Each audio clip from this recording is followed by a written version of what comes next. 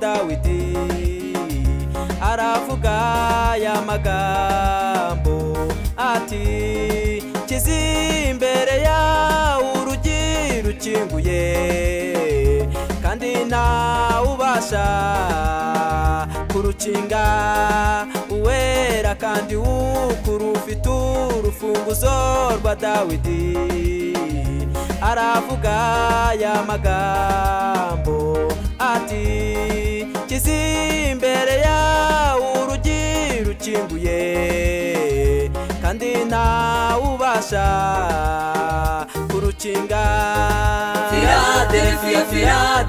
Philadelphia we urumwana ubugingo Philadelphia we urumwana ubugingo nzereka abantu ko nagukunze bamenye yuko ndi kumwe nawe nzereka abantu ko nagukunze bamenye yuko ndi kumwe nawe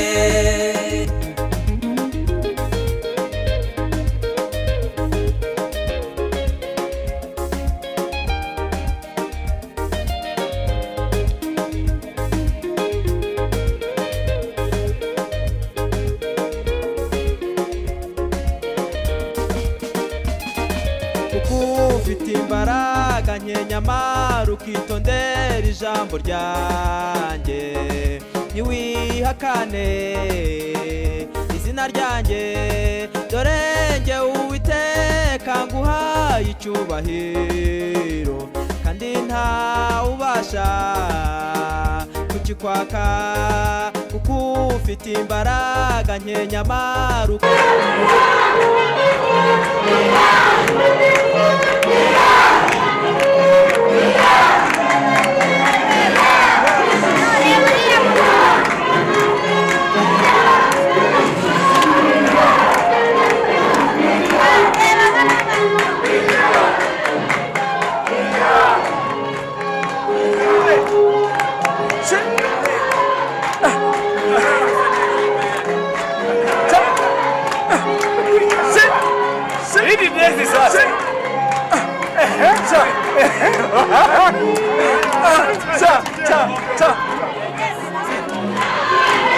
This is a Jurwe parish. Ifite amatorero atatu. Jurwe parish has 3 churches. Hari umudugudu wa mbere w'Imasaka. There is a Masaka village. Hari n'umudugudu wa kabiri w'Ijari. The second church it's at Jari. Hari n'undi mudugudu wa hano Ijurwe. Also we have a church here which called Jurwe. Tukaba dufite abanyetorero bose 110 bashumba. In total we have 110 church members. Dukomere Imana yacu amashyi menshi.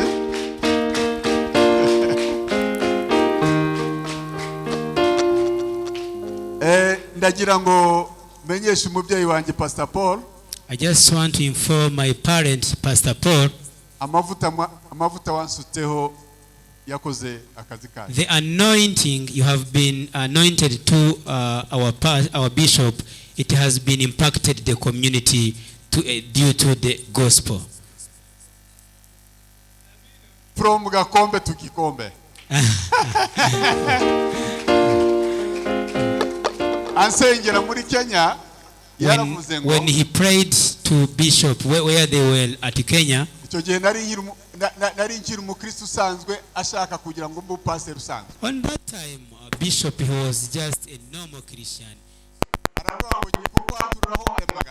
And he said that I'm going to proclaim those words. Your name is Kakombe. You never be called Kakombe again. You're going to be a very big man.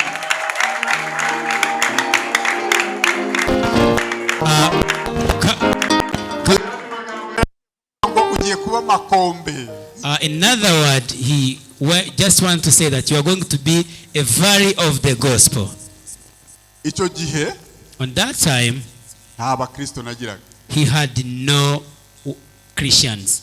Itorero rya mbere nari mfite ni umugore wanjye n'abana twari batandatu burya. The first church bishop he had, it's only his wife and 6 children. Niryo torero nari mfite. That was only the church he had on that time. Ndibwira ko li abyibuka Pastor Paul ansengera. He do remember, you remember when Pastor Paul prayed to our bishop. You remember that. Ku itariki 11 It was. z'ukwezi kwa munani 2019 Nakuru cyagiye. It was Nakuru 2019. Itorero nari mfite ni jewe n'umugore n'abana twari batatu. The church bishop had, it was himself, wife, and 6 children. It was only the church. Amavuta yanyu mubyeyi. You are anointing their parent Muri Kigali in Kigali. yabashe kubyara intama 110 akakanya. It has been produced 110 sheep right now. Amashmesh Kumar. Buri karere kose tuzagenda tubabwira umubare w'abanyetorero Imana imaze kuduha mu gihe cy'imyaka 2 gusa kuva mu duhaye. Each district will visit. He is going to let you know the number of the Christians we have currently from the time we started this ministry here after 2 years. Twanze kugira ngo amavuta yanyu tutazayapfusha ubusa.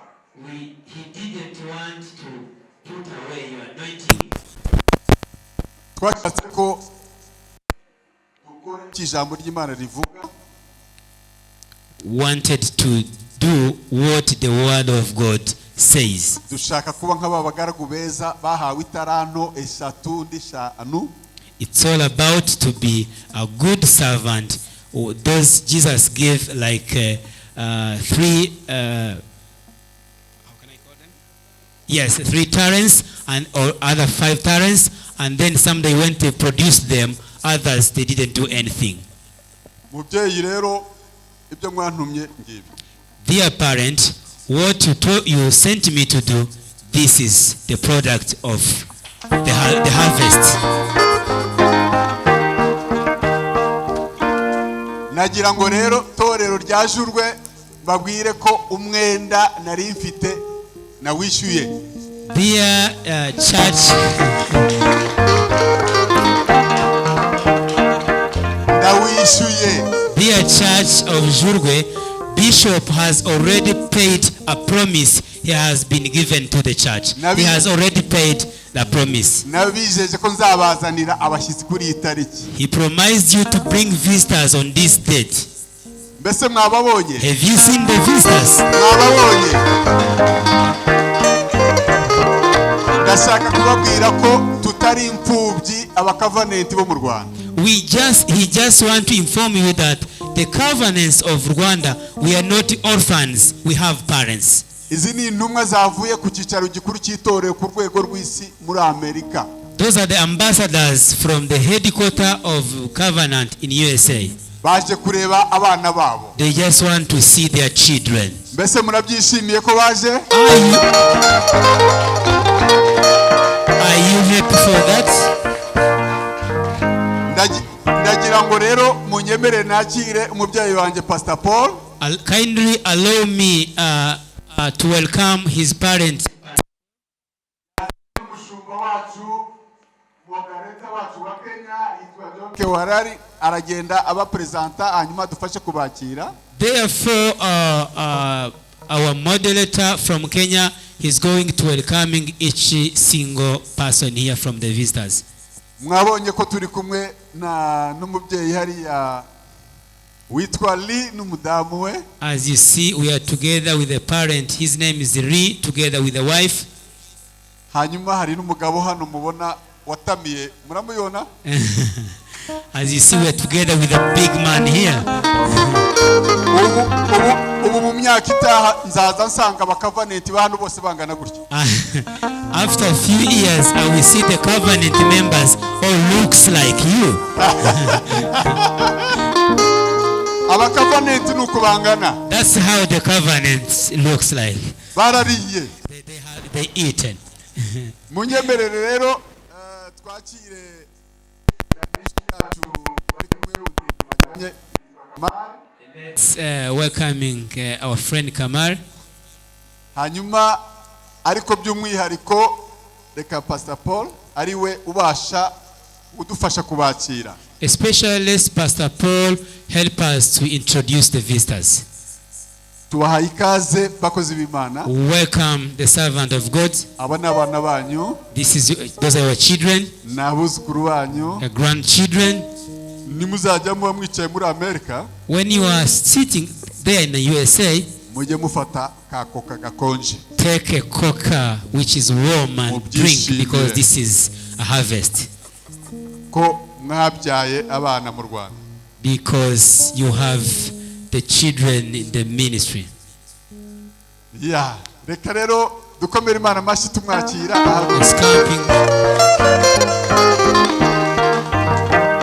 Reka dusabe moderator abariwe ubanza. Let's our moderator introduce himself and keep welcoming the visitors. Amen. Yesu aimbazwe. Praise Jesus. Yesu ashimwe. Yesu ashimwe. We thank God for this day. Turashima Imana kubw'uyu munsi. This is my very first day to be in Rwanda. Uyu niwe munsi we wa mbere agera mu Rwanda. And I want to thank God because you are so loving. Arashima Imana cyane kuko muri abantu b'igikundiro cyinshi. And you are so welcoming. Muri abantu mufite urugwiro rudasanzwe. Can you celebrate Jesus for your life? Kandi byo mubyishimire muri Yesu. Amen.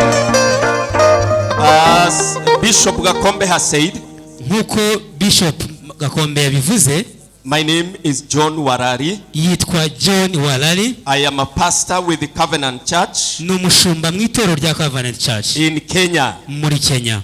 And I am the current moderator of the Evangelical Covenant Church of Kenya. Kugeza ubu niwe uhuza amatorero yaho ngaho muri Kenya. Your Bishop Gakombe is my friend. Umushumba wanyu Gakombe ni inshuti ye. The last time he was in Kenya, hambere aha ubwo yari muri Kenya, he preached this last Sunday in our church. Yasengeye mu itorero iwabo ku cyumweru. I want to encourage you with only one word. Arashaka kubatera umwete mu ijambo rimwe gusa. Words that were spoken by Job. Once that was spoken by Job. Ni rimwe mu magambo yavuzwe na Yobu. And he was responding to God. Kandi yabivuze nk'uko Imana yabimubwiye. In Job chapter number 42. Muri Yobu umutwe wa igice cya 14. Verse 1 and 2. Murongo wa mbere no wa kabiri. And the Bible says, iravuga, I know that you can do all things. Nzi yuko ushobora byose. And that your purpose cannot be thwarted. Kandi umugambi wawe nta gishobora kuwunyeganyeza. Today I want to tell you, people of Rwanda, arashaka kubabwira bantu ba hano, the purpose of God on your life cannot be thwarted by anybody. Umugambi w'Imana mu buzima bwanyu nta kintu gishobora kuwuhungabanya. Because you are fearfully and wonderfully made. Kubera yuko muri abantu batinya Imana kandi muri abantu batangaje. You are God's only agenda. So take courage in Him. Kandi mumenye ko ibitayeho. Amen.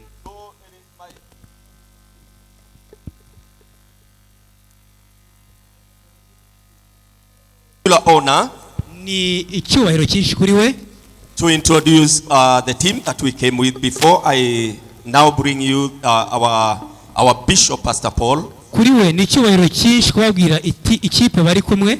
And we begin with those who are from the farthest. Aragira ngo ahere ku babyeyi.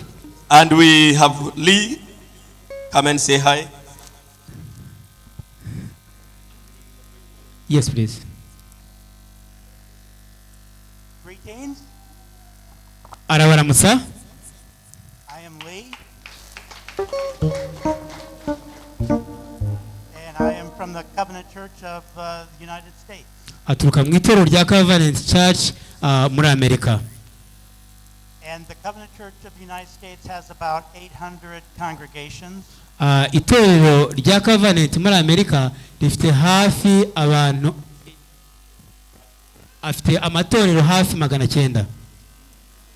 And the congregations are very different racially.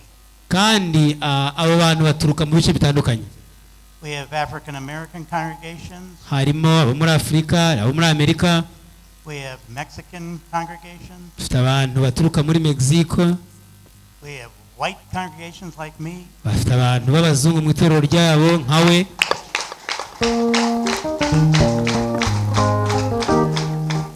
But the covenant is a multi-tribal denomination. Covenant ni itorero ririmo abantu b'ingeri zitandukanye. And that is what the covenant is all about. Many tribes, one church. Kandi muri covenant icyo bo bakora ni abantu b'ubwoko bwinshi ariko bahuriye mu biro umwe. I would like to introduce Ellen, my wife of 47 years. Aragira ngo kandi umwanya umufasha we nawe abasuhuze. I am Ellen. Yitwa Aaron. It is my pleasure and joy to be with you tonight. Ni umunezero mwinshi kuri we kubana namwe muri no mugoroba.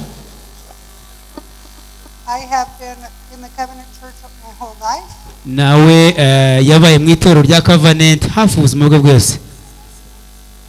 And I feel so blessed. Arumva afite umugisha mwinshi. Lee and I have 2 children. We n'umutware we bafite abana babiri. And 5 grandsons. Hanyuma bakagira abuzukuru 5 b'abahungu. No girls. Nta mukobwa bafite mu buzukuru babo.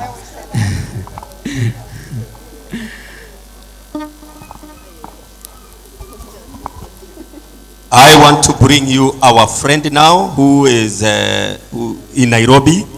Aragira ngo nanone yakira inshuti ze guturuka muri Kenya. He has families here in Rwanda.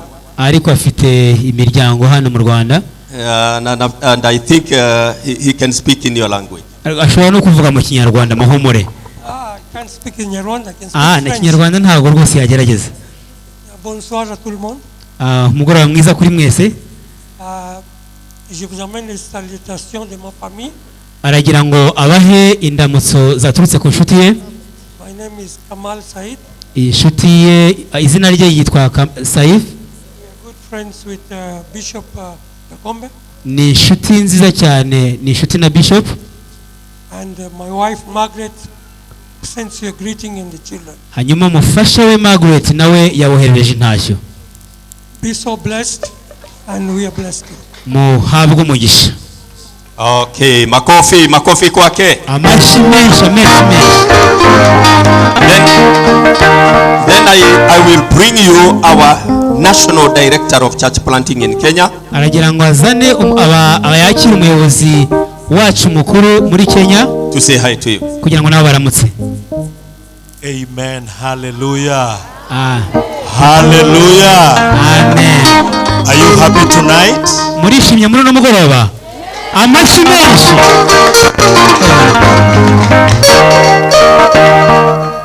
Amen. We are so delighted to be together with you. It's my second time to be here. Nisho ya kabiri kuba ari muri iki gihugu. But I promise that I will come again with time. Ngera kwizeza And we will come together with our young boys to come and marry some girls from here. Kandi arashaka kugira ngo ubutaha bazazane n'abasore babo kugira ngo batekereze uburyo bashakana n'abakobwa banyu hano.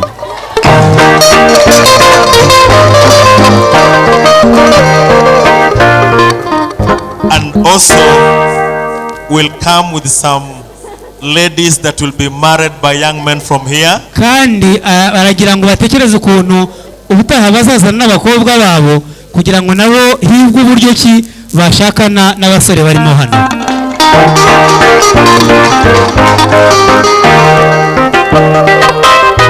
Amen.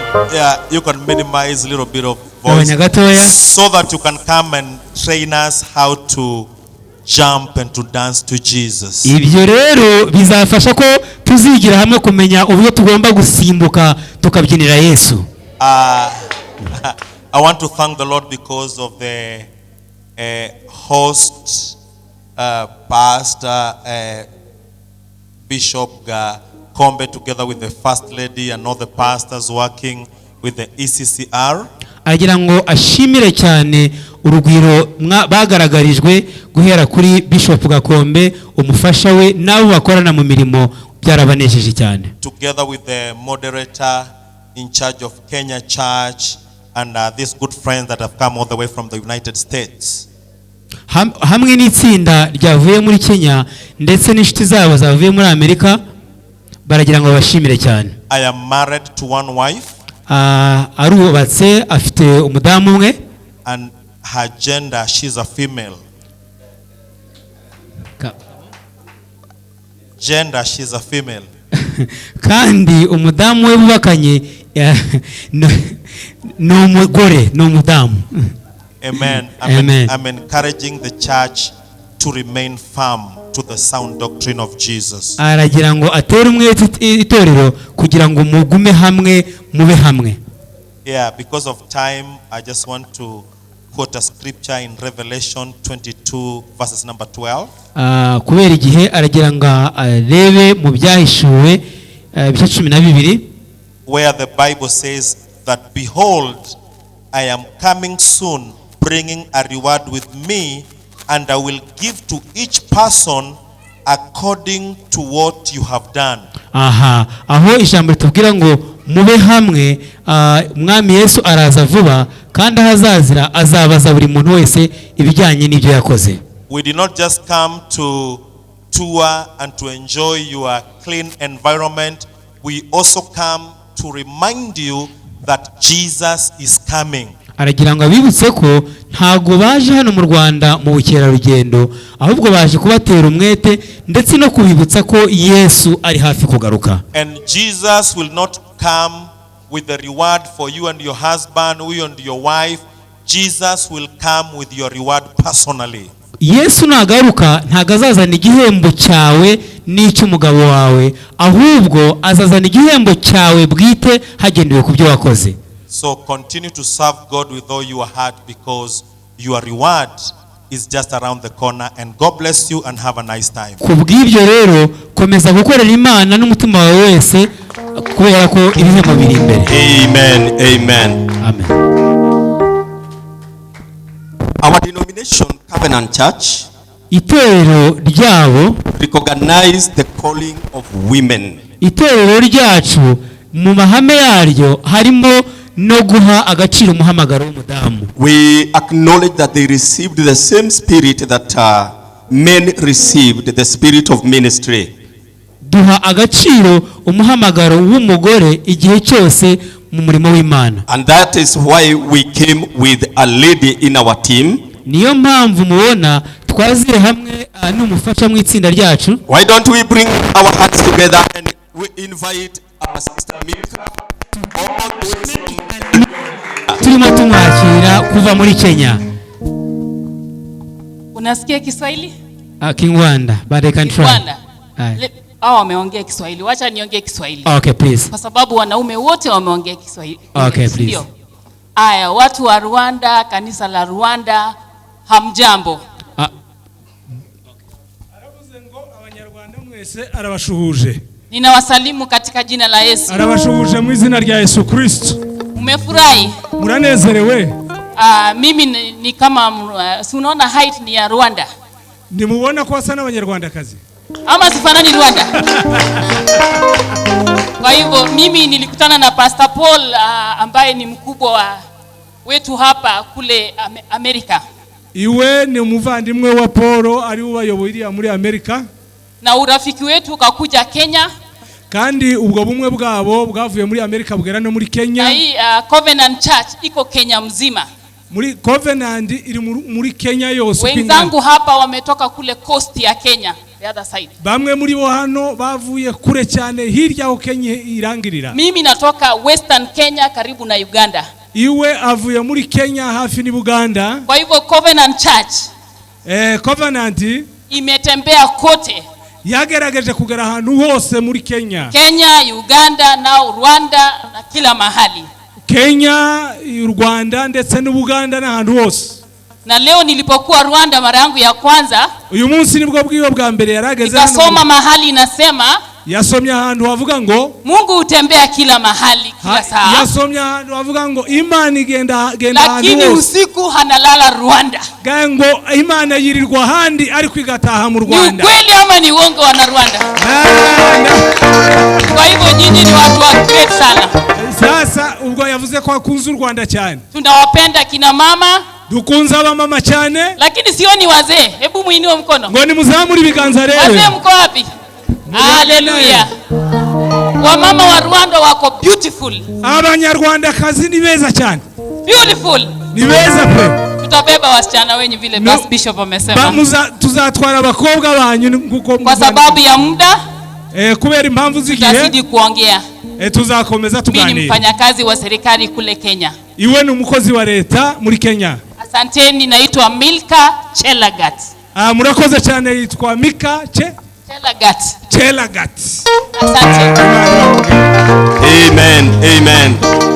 Now because of time, kubera impamvu z'umwanya, tungetaka sasa tumlete bishop wetu akuje aweze kutubariki na neno la Mungu kwa kifupi. Turifuza kwakira bishop wacu kugira ngo aduheshe umugisha mu ijambo rigufi. Na kwa sababu maandiko inasema tuheshimu neno na tuheshimu chombo kilichobeba lile neno. Kunku ijambo ribitegeka ngo twubahe ijambo, twubahe niki n'uw'Imana ikoresheje kugira ngo aritange. Naomba zote tusimame tuweze kulikaribisha neno la Bwana na chombo kinacholileta lile neno la Bwana. Karibu sana Pastor Paul. Ijambo ry'Imana. Ndabasaba ko muhaguruka mwese muhaguruke. Twakira umukozi w'Imana.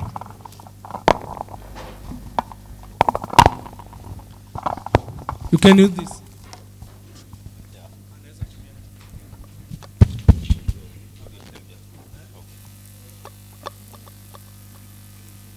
Bwana asifiwe. Imani shimwe. You may have a seat, please. Pardon? You may have a seat. Komeza sema. Ubwo yari yicaye. Yicaye. Nimwicare sorry. Mwicale katika Yesu. Milka amesema yeye ni wa height ya hapa Rwanda. Mimi ni wa height ya Kenya. Milka amesema ni wa height yake ni ya hapa Rwanda. Milka has said her height is Rwanda's height.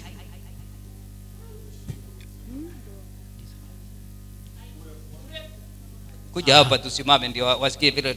Hebu kuja hapa bwana Bishop. Wacha nisimame hapa katikati. Wewe kuja hapa tu. Na upande huu, mimi nitakuwa katikati. Mimi nitakuwa katikati. Mimi nibaki. Wewe uko hapa, mimi niko katikati. Amen.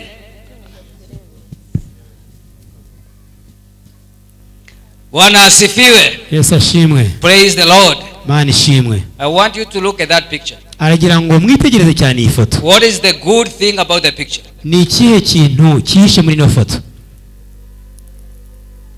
I am the father. I am the father, but the children are bigger than the father. No umubyeyi ariko abana ni banini cyane kurusha umubyeyi. Baramusumba. So my prayer, isengesho rye, that the children nuko abana will grow bigger than the parents. Kurusha ababyeyi.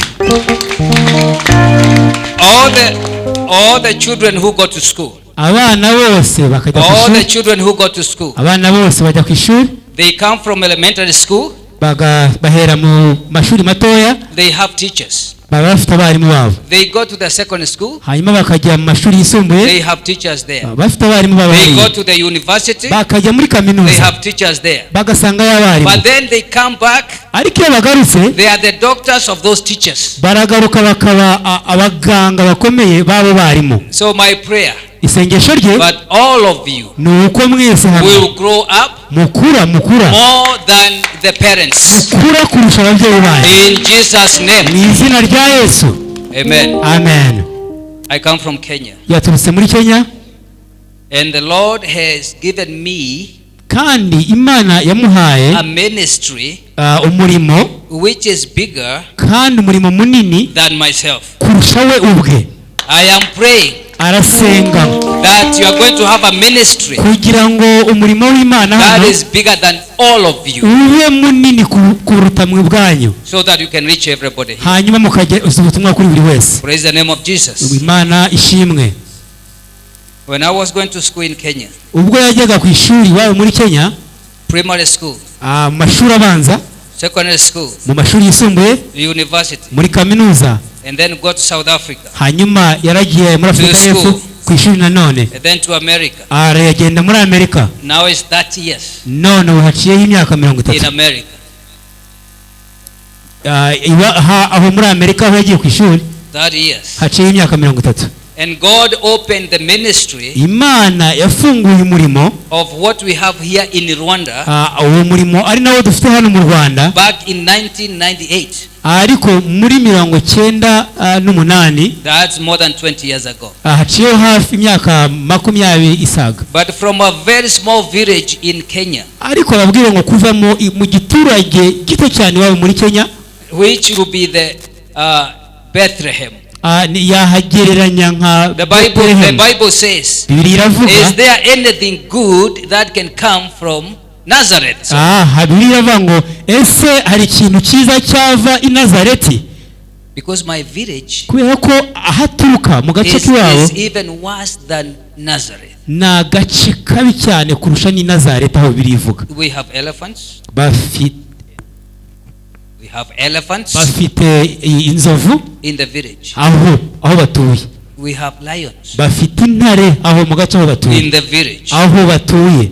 We have buffaloes. bafite inzovu in the village. mu gace aho. We have pythons. bafite inyamaswa zitandukanye in the village. muri ako gace. But from that village, ariko kuva muri ako gace, the church was born. ni itorero ryavukiye. Amen. Hallelujah. I don't want to keep you long because I hear you have been here since morning. ntagashaka kubafata umwanya munini kuko arabizi ko mwari hano kuva mu gitondo. Let me say something about the covenant. ariko agira ngo avuge ikintu gito ku bijyanye na covenant And the bishop. hanyuma n'uyu mushumba wacu. I have a picture here. afite ifoto hano. Si usimame tu hapa karibu na mimi. Sinataka bodyguard. Hiyo simu yangu ilienda wapi? Ile nilikuwa nayo. Yeah, I have a picture here on my phone. muri telefoni ye ahafite ifoto. You cannot be able to see because it's small. mushobora kutayibona kuko ari ntoya. But it's here. ariko irahari, iri hano. In this picture, kuri iyi foto, which is August 11th, nibyo mu 11 z'ukwa 9 2019, 2019. I have this lady here. This one. Wachana na maji kuja. Wajipatie maji. amazi yareke wowe wigire hafi hano. Si wajipatie maji. ngwino wowe wiyizire. mwegere. Wapatie maji. I have a picture. That is her right here, that the head.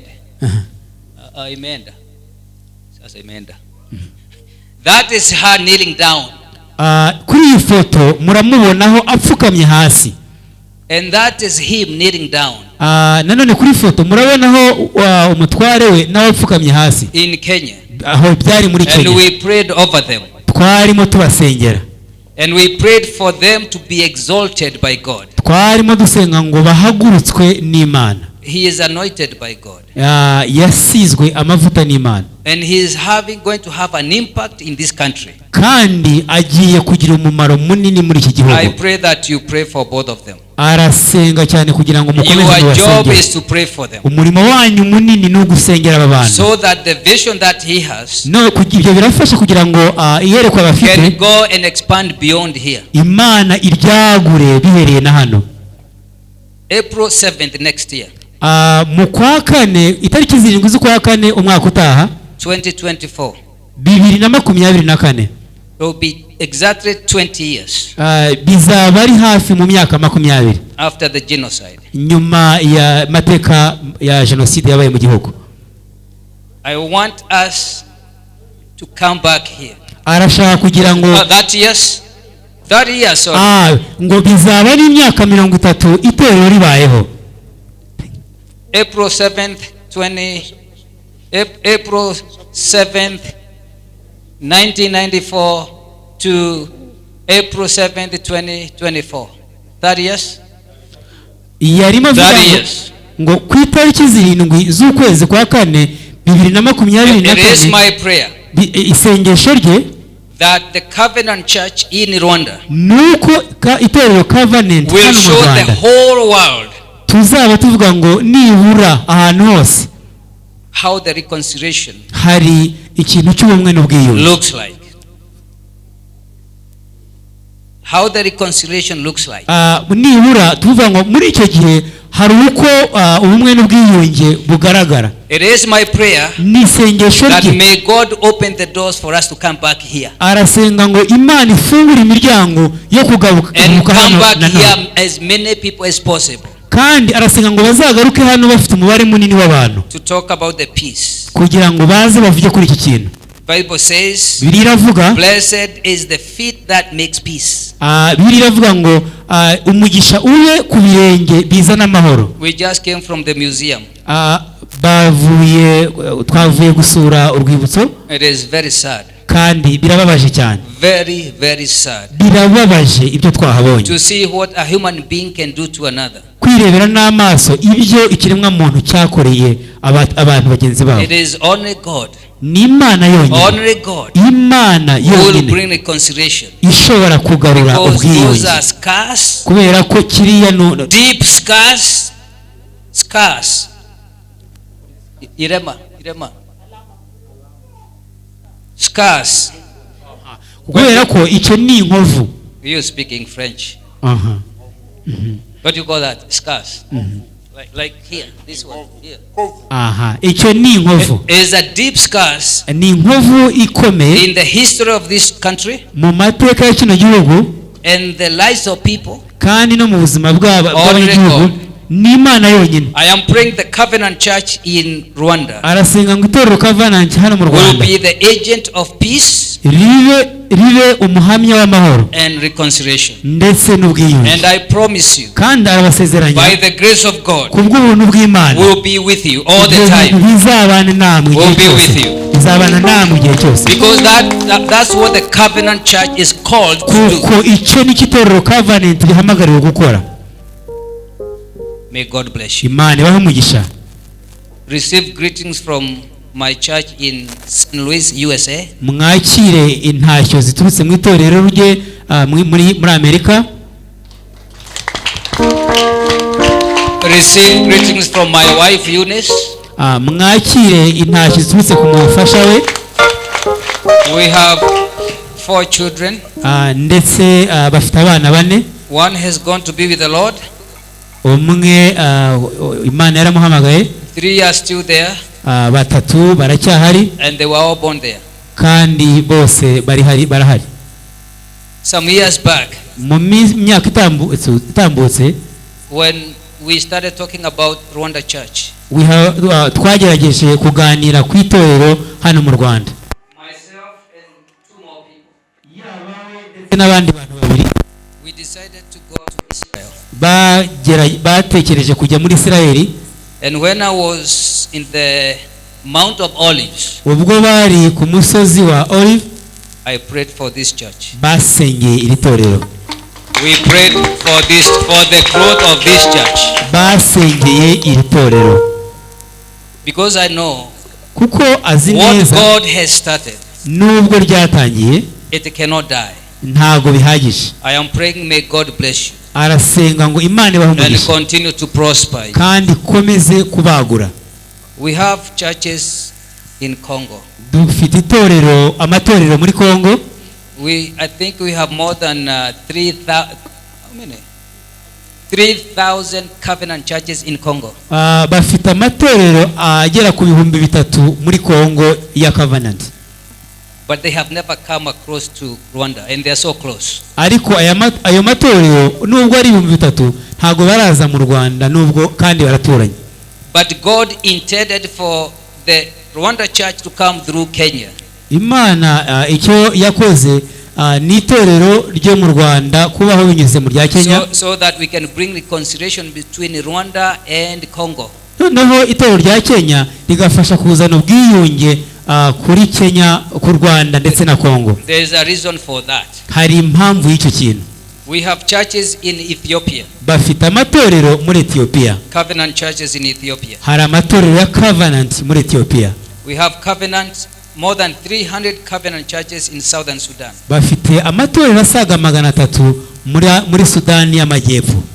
We have covenant churches in Central Africa Republic. Hari amatorero muri Afrika yo hagati. We have covenant churches in Mozambique. Bafite amatorero ya Covenant muri Mozambique. We have some few covenant churches in Ghana. Hari amatorero make ya Covenant muri Ghana. We have covenant churches in South Africa. Bafite amatorero ya Covenant muri Afrika y'Amajyepfo. We have covenant churches in Japan. Bafite amatorero ya Covenant muri Japan, muri Thailand, in Canada, muri Canada, in Mexico, muri Mexique. I think so many of them all over the world. Amatorero menshi ni hirya no hino ku isi. But it's my prayer Ariko ni isengesho rye that these two wonderful people arasenga kugira ngo abantu babiri will come to visit me in America. Arasenga ngo bazaze kumusura muri Amerika. I am praying because arabisengera kuko impamvu yabyo I want them to see aragira ngo bo barebe what God can do. Aragira ngo barebe through people who depend and trust in God. Aragira ngo barebe icyo Imana ishobora gukoresha abantu bayizeye. So I am going to invite them to come to US. Agiye kubatumira bazaze muri Amerika. Agiye kubatumira abashi menshi ku Mana. So that they can see what God has done and what he can do. No, ibyo bizafasha ko bo bibonera ibyo Imana imaze gukora n'ibyo igiye gukora. The Covenant Church, itorero rya Covenant, does very important thing in the lives of people. Rifite umumaro munini cyane mu buzima bw'abantu. We don't just preach the gospel. Ntago twigisha ubutumwa gusa. We look at the whole body of Jesus Christ. Tugerageza utandukanye I am praying n'umukristo. that you are going to stand with this man. Arasenga kuko kugira ngo muhagarane n'uyu mugabo. That women in this church in Rwanda. Arasenga kugira ngo abadamu muri itorero ndetse no mu Rwanda will rise up to do their small economic entrepreneurship. Kugira ngo muhaguruke mushobore gukora imishinga mitoya ibabyarira inyungu. Yes. And the first thing to do ikintu cya mbere cyo gukora is to invite other women who have succeeded nta kiri ni ugutumira abadamu bagize icyo bageraho to come and speak to you, kugira ngo baze bagire icyo baganira namwe, like Dr. Milka, nk'uko uriya mufadamu twabikoze. we have another very successful lady called Iguhe. Ati dufite undi mudamu aho muri Kenya nawe washoboye kugera ku bintu bihambaye cyane. Yes, we will also like to see these ladies come to Kenya. Kandi rwose arifuza ko namwe mushobora kuza muri Kenya and come and see what other women do. Kugira ngo mwirebere n'amaso yanyu ibyo abandi bagore muri Kenya barimo bakora. You may not fly because it's too expensive. Ntago mushobora gufata indege kuko birahenze. But the bus from here to Kenya is just a day. Ariko bisi iva hano Kigali igera muri Kenya ni umunsi umwe gusa. Yeah, then you come and see. Murebe ibyo abandi bagore bakora. Yeah, you meet Dr. Milka. Kugira ngo uyu munsi mwahuye na Dr. Milka. She takes you to other women development activities. Abafate abajyana bahuze n'abandi badamu muri ibyo bakora. Then you come back. Hanyuma mwebwe mugaruke. And you do the same. Hanyuma mubikore hano. That is the Covenant Church. That's the Covenant Church. Uko ni ku itorero rya Covenant rikora. The other thing is the school. Ikindi wana dushobora kukibaho ni amashuri. The Covenant Church believes in education. Itorero rya Covenant ryizera ryubaha ibijyanye n'uburezi. Yeah, the church must have schools for children. itorero rigomba kugira amashuri aho abana bagomba kujya kwiga. For your own children. Abana banyu bagomba kugira aho bigira. And for the children who are around the community. Abana baraha mu gace bagomba kugira aho bigira. So we preach the word of God. Twigisha ijambo ry'Imana nibyo. And also we look at the physical aspect of human beings. Ariko tukareba no mu mubiri w'umuntu. Amen. May God bless you. May God continue to sustain you. And next time we come, we will come to see the chicken that women are raising. And the cows. And the schools. And even maybe the clinics. In Jesus' name. Amen. Amen.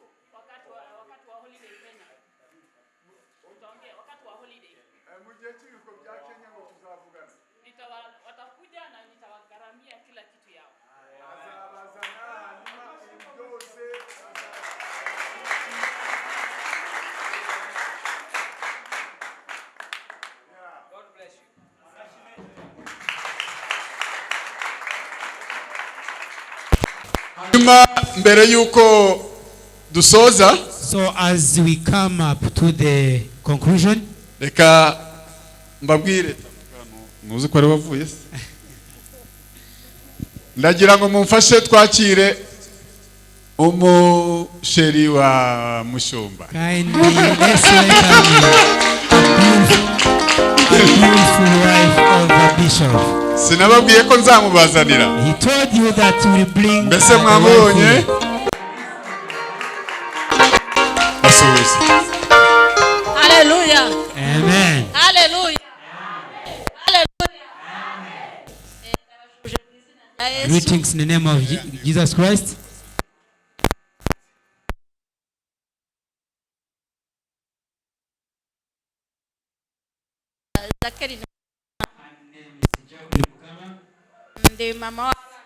He's a mom of 4 children. Abahungu babiri n'abakobwa babiri. 2 sons and 2 girls. Ari waje n'uyu.